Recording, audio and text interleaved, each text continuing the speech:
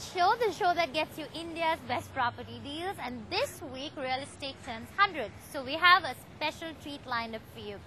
In our Meet Your Developers segment this week, we are making you meet all the developers we've spoken with in the last 2 years, and it's quite an interesting watch because we have these developers speaking on a host of issues, be it the downturn, be it their strategies to fight the downturn, or be it their defense in increasing prices, or be it their outlook on realty going forward. So it's going to be a treat, so sit back and enjoy.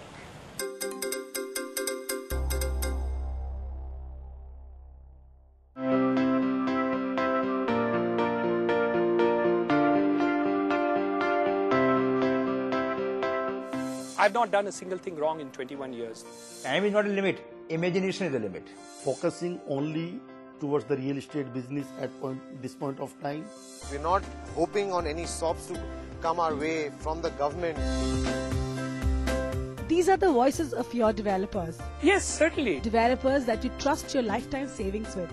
Developers that make your dream home.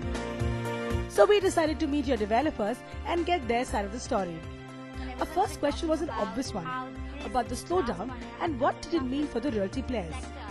You can see that at that point of time, it took so much of turmoil and the market was so bad during 93, 92, 93, you know, when the government stability was not there at that time.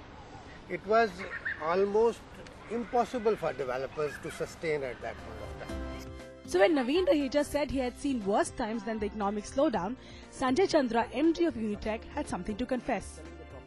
We had a classic case of asset liability mismatch where we had borrowed short term for long term investments and we were rolling it over in between. And when the rollover cycle stopped, it was painful. So one of the main learning is asset liability mismatch is something which we have to totally avoid, and now we've got that in order.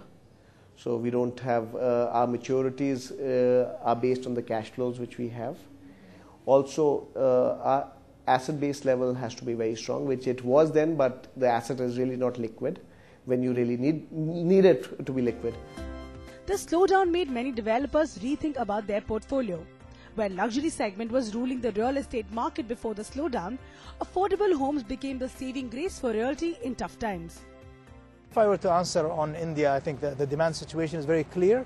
As long as we developers keep in mind affordability and pricing and manage that well, serve our customer right, I think we'll be fine for a very long time.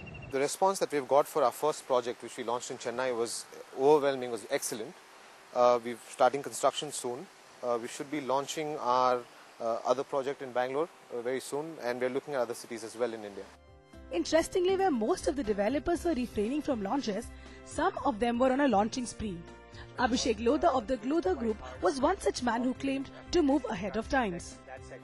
I think our confidence really comes from two things. One is, our ability as an organization to execute, and second is our confidence that the consumer, specifically at least in Mumbai, has quite a lot of robust demand, and at the right value they are willing to buy.